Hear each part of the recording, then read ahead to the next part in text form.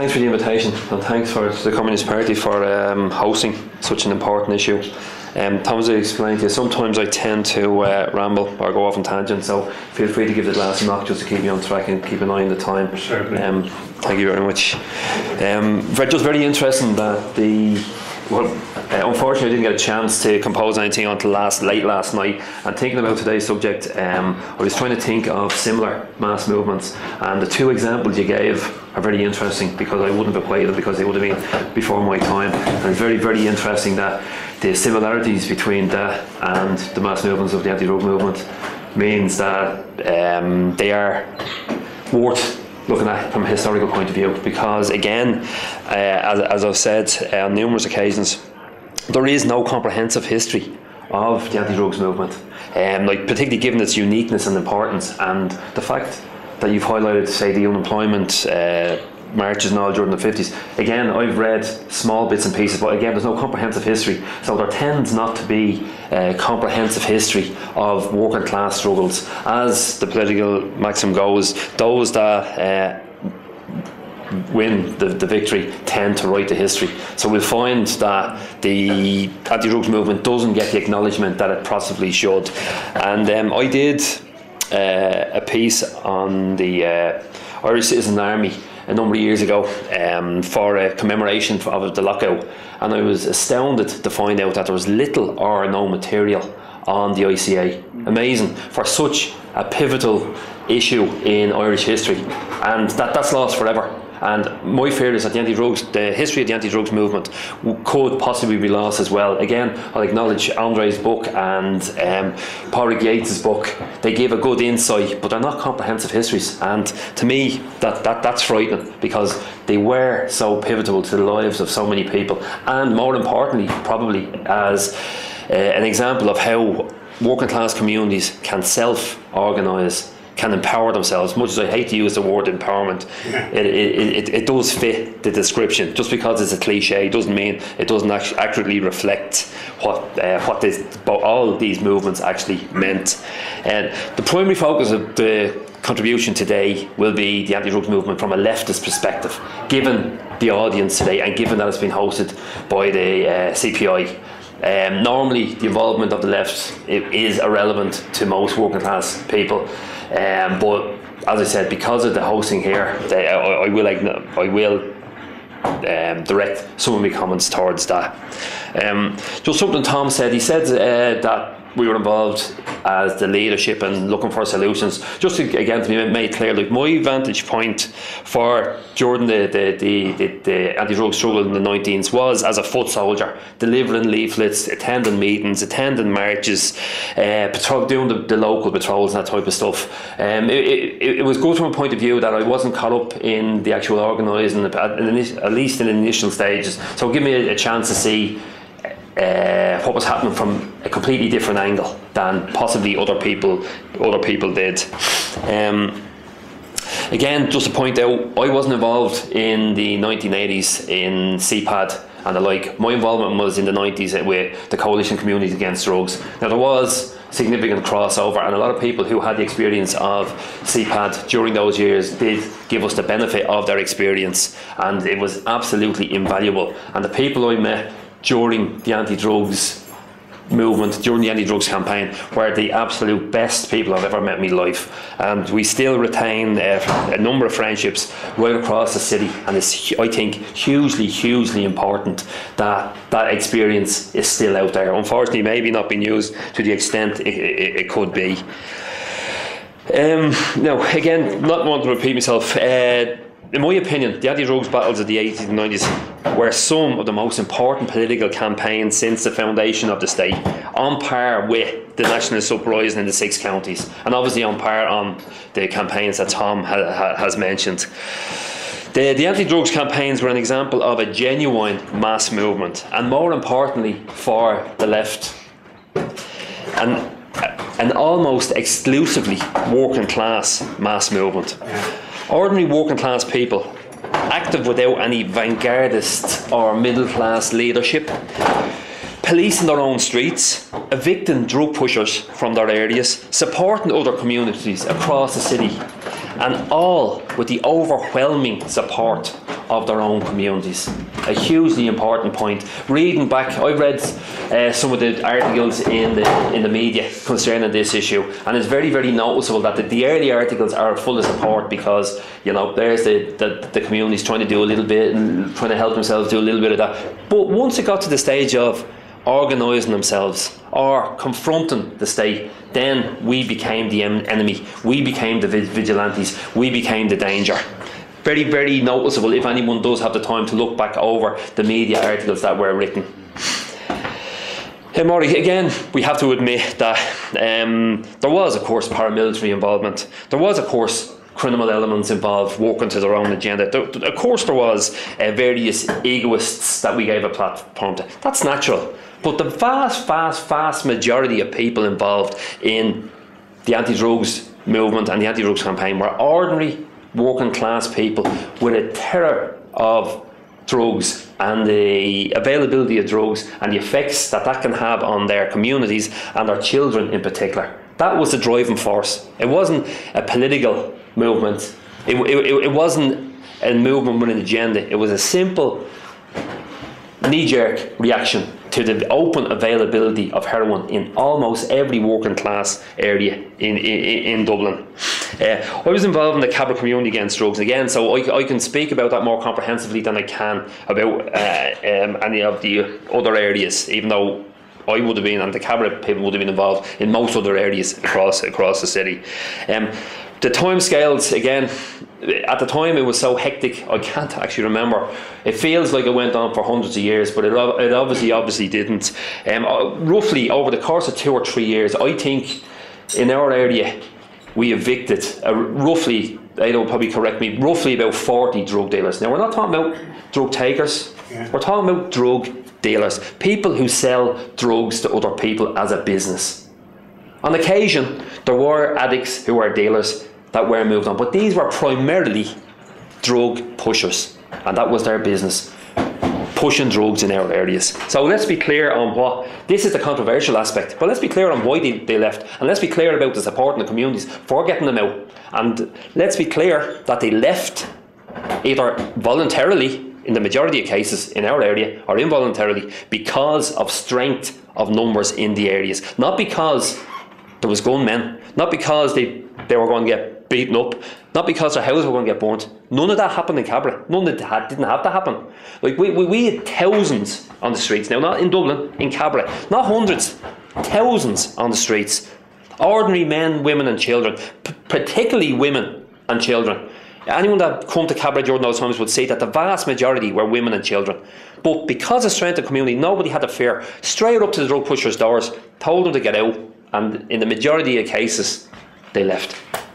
So the very fact that they left voluntarily, I think, proves the strength of the community support for what we are doing and the fear that drug pushers had of a mass of people. Again, something unique in our area and a lot of other areas, there was patrols, what were called patrols, put on the streets. Now these weren't vigilante patrols, these weren't militaristic patrols, these were the ordinary mothers, grandmothers, grandfathers patrolling their own streets to deter drug dealers in our areas, and also to put a visible anti-drug presence on our streets. And it was effective. In some of the areas like Cllr, they would man the entrances to the estates and make sure that outside drug dealers weren't coming into the areas. Now again, people may remember at the time the accusations about what was happening at these checkpoints or whatever they were called, and the insinuation that these people were taking it upon themselves to decide who came and went within their communities. Not necessarily true. They did make a decision that drug dealers wouldn't go into their communities to sell drugs to their kids. They made that decision, and everybody involved should be proud of that. I certainly am. I'm certainly not worried about the accusation of vigilantism. I'm certainly not worried about having to defend people who stood up for their own communities, who put it up to dangerous people. That's something that we must acknowledge, and we should, I feel, respect. Looking back on the campaign in Cllr, 20 years, almost 20 years later, the effects are still positive. Heroin and other drugs are available in our area. We'd be naive to think that they aren't. But they are not as freely as available as they are in other areas, other surrounding areas that maybe weren't as strong during the anti-drugs campaign.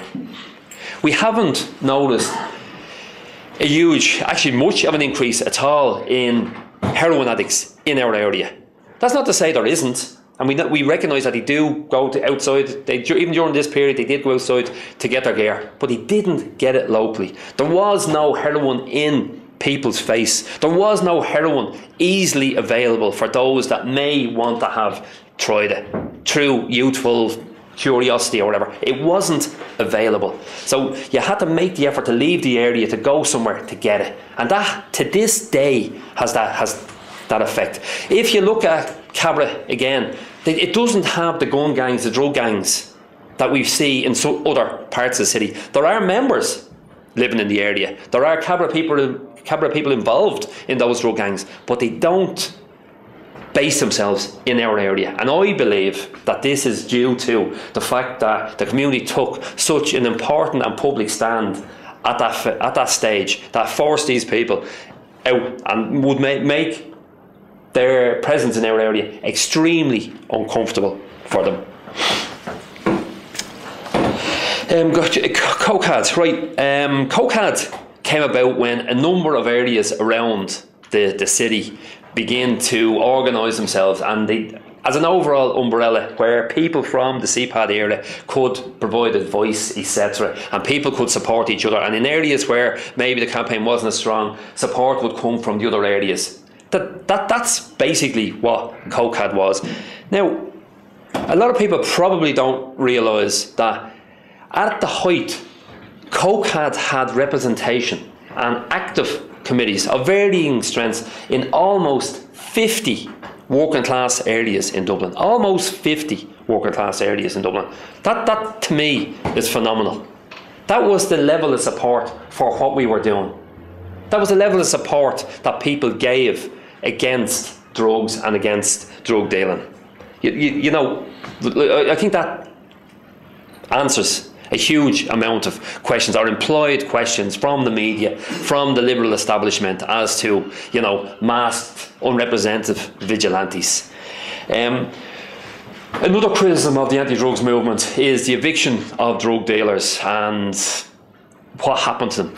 We always acknowledged that we were simply moving the problem on. We never claimed to have the answers. What we did do, when the pushers moved from our area to other areas, we always informed the other areas where they were going. We always offered to help those other areas if they requested or required our help. We gave all the information and intelligence that we had on these people to the other areas. But at the end of the day, ours was simply a holding process, a holding operation, right? It was the state's responsibility to protect our children and our communities against the drug dealers, right? It wasn't our responsibility. Like, we did, as an organisation, as a movement, as a campaign, we didn't have any long-term strategy. I think that was unfortunate, to say the very, very least. The potential, to me, was astounding. But given that the vast majority of people involved were ordinary working class people, and when I use the word ordinary, it's not in a disparaging sense. Like, they weren't ordinary, they were extraordinary in the fact that they were willing to face down armed drug dealers. But ordinary in the sense that they were the majority, they represented their communities. So that's why when I say ordinary. But the vast, vast majority were ordinary people in communities who didn't have a long-term strategy. It was an immediate knee-jerk reaction to stop the selling of drugs in their particular area and to help other communities do the same. And the expectation that the state would then row in behind and do what they're paid vast sums of money to do. Now, again, as I said, the left really, the involvement of the left in any working class communities is clearly not happening. But because of the platform today, I will refer to them. Right, the first thing that jumps out at me is that the left would claim that the supposed natural constituency for socialism and the left would be working class communities, right?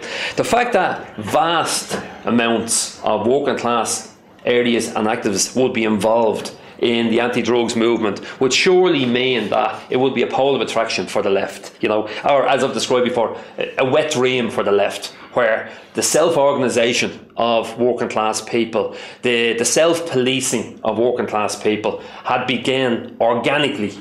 Surely the left would have seen that as a pole of attraction. Not a chance, not a chance. Support seriously lacking. Right now, my contention is that the class composition of the left in Ireland left them very, very uncomfortable with genuine working class self-organisation.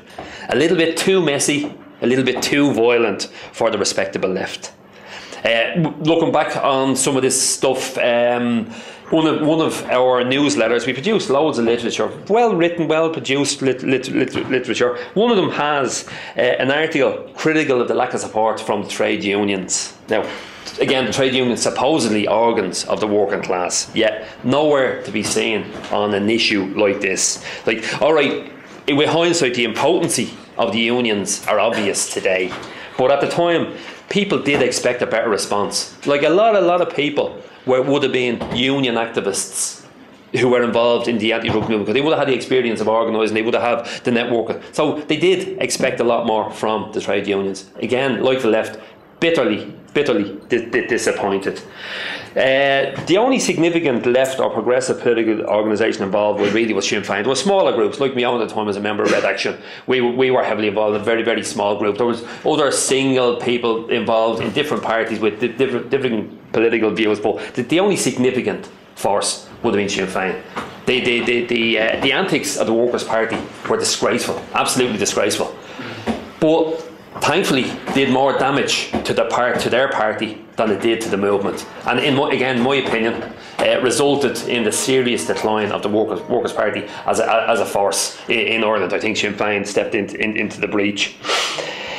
Again, Sinn Féin, to be fair to them, their activists were active in the communities prior to this, so it was logical that they would find themselves at the forefront of any issues within the communities, and they found themselves active on the drugs issue. The positive effect was that obviously, as a party and an organisation, they could use their experience and networks to help organise the campaigns across the city, and they did. They genuinely did, and the vast majority that were involved for the same reason that I was, and that the rest of my community was, because they had kids living in the area, they had family living in the area. It wasn't for overtly political purposes that they were involved. It was because they genuinely cared about their family. They genuinely cared about their area. That's why the majority of them were involved. Now, again, I stress, in my opinion, that there is differences of opinion on this, and again, it's all conjecture, because I wasn't in Sinn Féin, I wasn't on the Army Council, I wasn't in the IRA, so it's all conjecture to a degree. But in my opinion,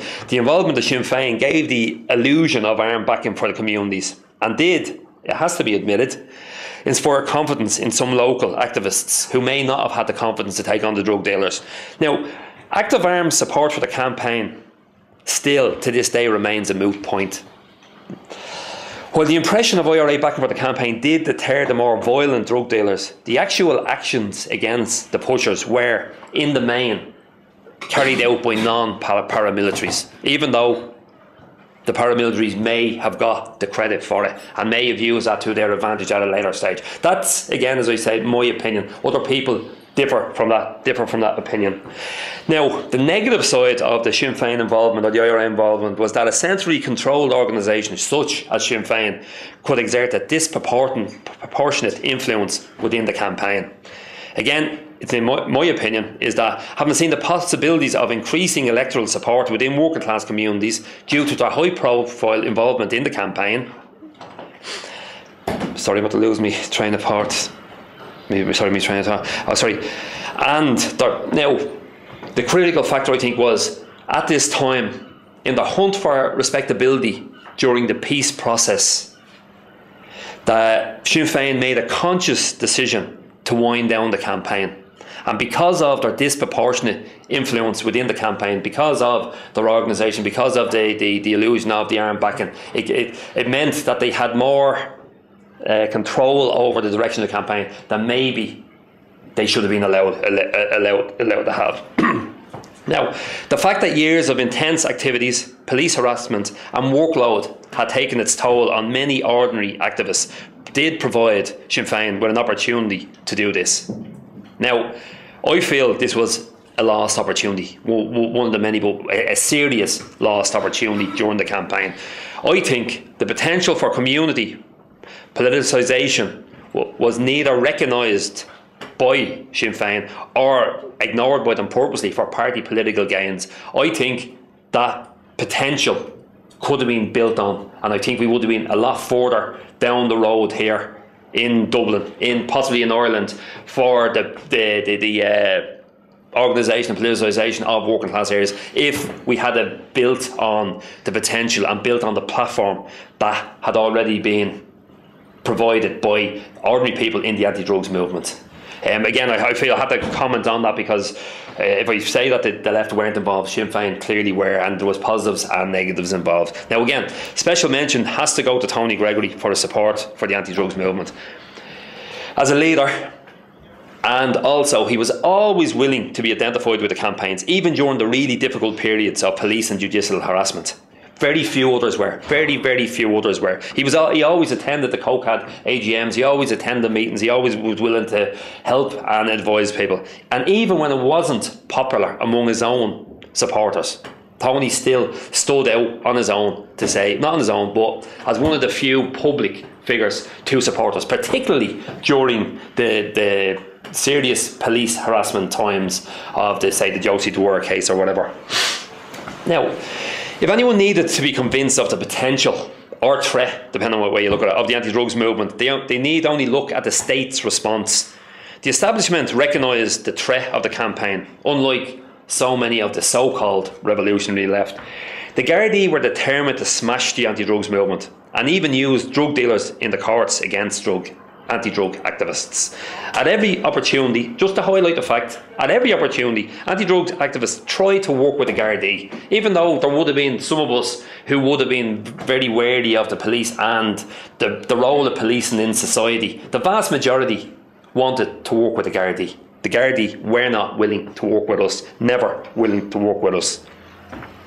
At the height of the campaign, there were over 35 anti-drug activists awaiting trial on serious charges.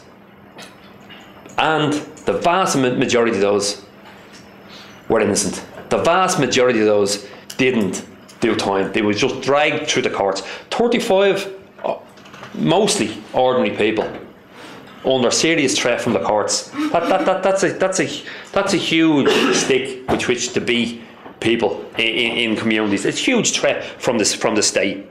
An example, in one case, 29 Gardaí from Fitzgibbon Street appeared in court at the trial of one anti-drug activist, right? Now this is Fitzgibbon Street, 29. Surely there would have been a little bit more happening in that area than having 29 in the courts, right? Now, the activists eventually proved to have an alibi in the night, and the alibi was simply that he was in work. It was that simple, but it didn't matter. The police didn't care, they just wanted to have us in the courts. Another case, 3 activists from Cllr had their charges eventually dropped after 6 months and 16 court appearances. Like, these are ordinary people, so imagine you're trying to do your work all day, you're trying to bring up your family, and you have constant court appearances. And at a lot of these court appearances, there was an attempt by the Gardaí to have bail revoked and basically have interment by default introduced. High-profile activists in the north and south of our city suffered assaults, victimisation, serious harassment for them and their families by the Gardaí, simply because of what they were doing, simply because they were anti-drug activists, not because they were masked or armed vigilantes, simply because they were protecting their kids, they were protecting their communities. Now remember, this is the south and inner city, right? These 2 areas, there were kids dying of drugs on a weekly basis. But still, the state and the Gardaí seeing the self-organisation of the community as a bigger threat than drug dealers killing kids in these areas. The most serious attack on the anti-drugs movement was in the aftermath of the death of the small-time drug dealer Josie Dwyer. Again, I don't know if many people remember it or don't. The case is obviously it's too complicated to go into in the limited time that I have. But if anyone does have the time, it's worth looking up. Like, the media frenzy in attacking the anti-drugs movement was, baffling, frightening. But like really, really frightening. The anti-drugs movement, the accusations from the front page accusations were of a gang of armed vigilantes beating a drug addict, a sick drug addict to death. Right. This received huge media coverage, even though the evidence in the court proved that this was clearly untrue.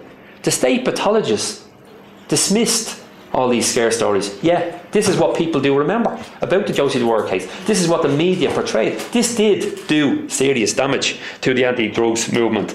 The Gardaí used the opportunity of Dwyer's death to break a very successful anti-drugs campaign in Dalton's Barn. And remember where Dalton's Barn is, right? It's in the heart of a drug-ravished working class area, where you would expect that anyone with a modicum of morality would be supporting the real victims in that area, the people fighting the drug pushers. But not a chance, not a chance. The police took the opportunity to smash the campaign in that area, and then by stealth to begin to attack, to continue the attacks and up the ante in the attacks in the other areas. And again, in that area in particular, everybody associated with the campaign, particularly the women, were interrogated, not necessarily arrested. A lot arrested, some not arrested, some voluntarily requested to go to the station, but all interrogated and let know in no uncertain circumstances that they were going to be targeted if they continued with their activities. And that done untold damage to the campaign in the sorry, Tom. Right. Very interestingly too, 3 of the activists involved in that case went before the special criminal court, a juryless court. So obviously the state realised that it was the potential for the movement. So they used a political court for what they perceived as a political threat. Harassment was becoming such a problem across the city that the Cabinet Committee met with the local TD and then Taoiseach Bertie Ahern to discuss policing. Ahern was supportive, but admitted, amazingly, that he, as Taoiseach, leader of the government, had no control over the special branch. Again, I'll just make the point, at the moment we see sections of the left whinging about the right-wing media writing unfair articles about them. Imagine what they would have had what they would have been like if they had to face the onslaught experienced by anti-drug activists at the time. Just coming to the end, Tom, the successes of the campaign, questionable, right? Certainly the highlighting the dangers of heroin and creating an anti-drugs culture in many working class communities was a success. Unfortunately, ecstasy and the dance scene drug subculture has undone a lot of that over the years, and I think the Phoenix Park was a wake-up call. What happened at the Phoenix Park a couple of weeks ago was a wake-up call to anybody to believe that believes we don't have a drug problem, where it's an acceptable part of a particular music scene.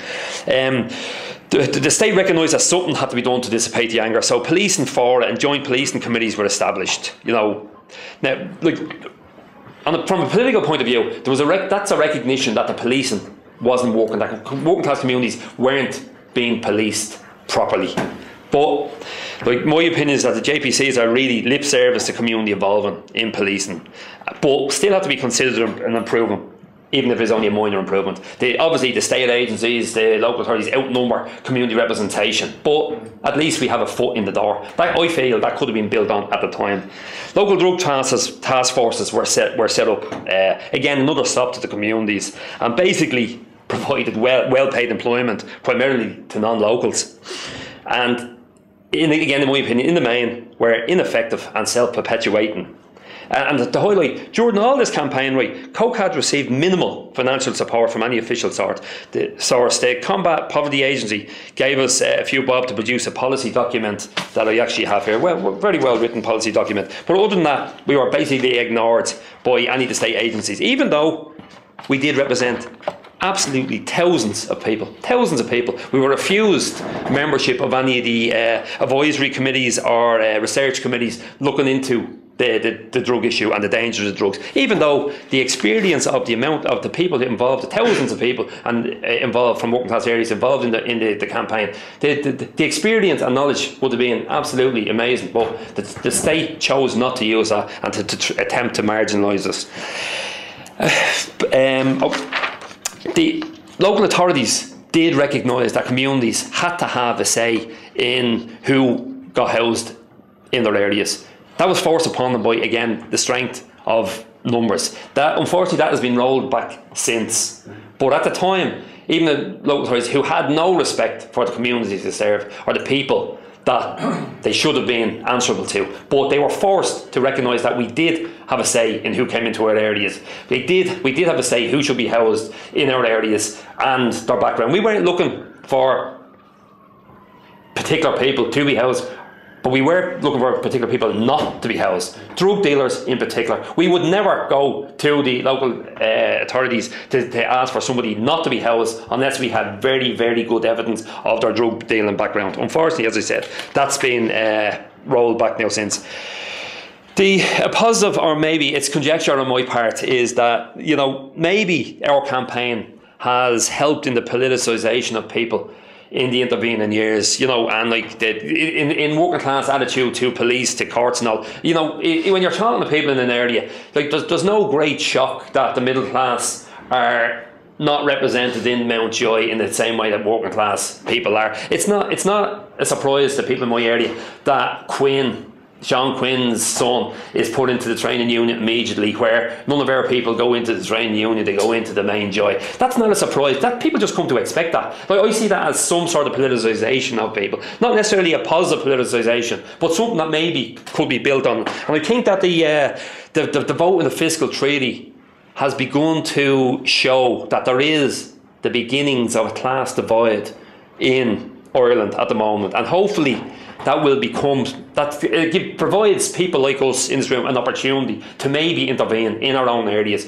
to try and widen that divide and try and convince people that the social democracy model isn't viable. The social democracy model will not alleviate the problems that we currently have. I don't really have any more to say, and Tom's giving me the dirty look. So, as I said, I don't have the answers. I certainly don't have the. Unfortunately, I'd love to, but I am willing, and the people that are involved with me are willing to contribute to the debate. Yeah. And if there's any future campaigning on if there's any potential for future campaigning on this issue, it's absolutely vital that the lessons of the past must be learned. Go on, Margaret.